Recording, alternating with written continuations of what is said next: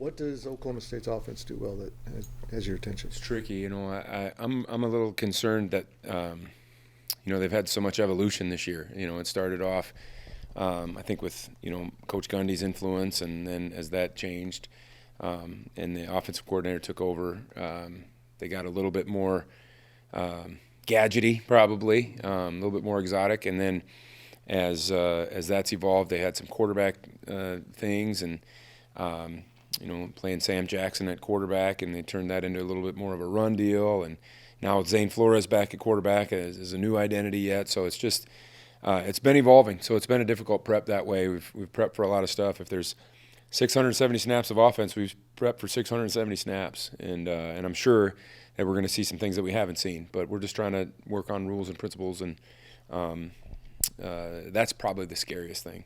With that in mind, they had an off week also. Mm-hmm. Do you kind of expect a little circus act here? Yeah, no doubt about it. Yeah, they're really well coached as far as you're going to see the same picture twice, off week or no off week. And I think with the more time they have, the more exotic maybe they can be. And they've got a good little cachet of trick plays and gadgets and things too that are going to test our eye discipline. So that's been a big emphasis for us as well. So we just got to play sound and we got to do our jobs.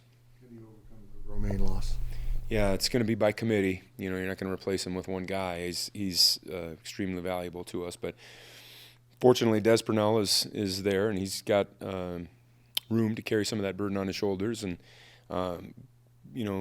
the Asa Newsoms, the Gabe Powers, the Rex Van Wise of the world, the Bo Palmers, those guys are going to have to go. And they've been playing in games, so it's not like they're not capable of doing that, but their role has increased now. When it gets to be the heat, they've got to be ready to withstand the heat, and it'll be exciting to see how those guys respond to that.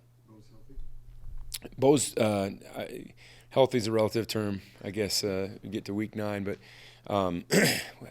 he's healthier than he's been, and I feel bad for Bo this year because he's been trying so hard to get back in the lineup, and he just hasn't quite been what he's been in the past. And but yeah, if we need him, Bo can go.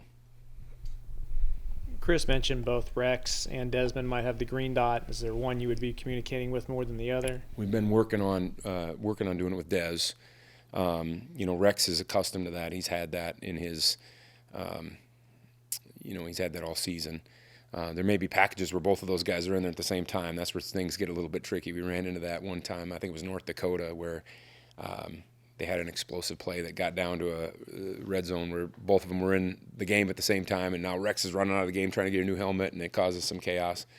Might be some obstacles that way, but I've been hammering those guys with different things, and sometimes I get real wordy. I've gotten more wordy with Austin Romaine as the season's gone on.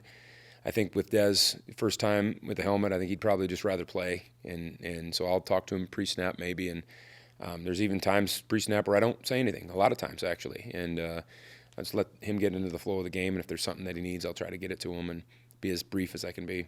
What's Austin do for that defense that you won't be able to replace? Calm, leadership. There's certain guys on our defense, and I had this talk with actually Colby McAllister yesterday, who has been out all season, but there's certain guys that I think that when they're in the game just calm things down. BJ Payne's one of those guys. When he's out there, I think guys are just more relaxed. They just feel more comfortable. Austin Romaine's one of those guys. When he's out there, it doesn't matter how fast things are going, what's happening, circumstances of the game. I think when he's out there and you're a defensive lineman, you turn around and see him, you feel pretty dang good about what's going on or our ability to get a stop. And so, hopefully those guys that are going to be taking his place can earn that. I think Dez is one of those guys, certainly, but, when those two guys are out there in tandem, it's satisfying for me. Now somebody else is going to have to take that role. Coming off a loss and then a bye week, as coaches, are there any buttons you can press to get these guys fired up for the next game? Our guys are, guys know what's at stake here. We still have a quarter of the season left, and my message to them on Monday was simply, it hasn't been the season that we hoped to have, but defensively, I assumed there was going to be some growing pains, and there were certainly. we've gotten better as things have gone on. Even despite the injuries and despite some of the obstacles that we've had, we're improving. And these last 3 games are really going to be the litmus test to see how far we've come since August. And 2 road games and different styles, and it's going to be a challenge. And it's always been tough for us in Stillwater, as Coach mentioned. I know on Monday he had the same message for the team. So it's really a great challenge for us. So that I don't think they need motivation. I think they understand what's going on. They'll be ready to play.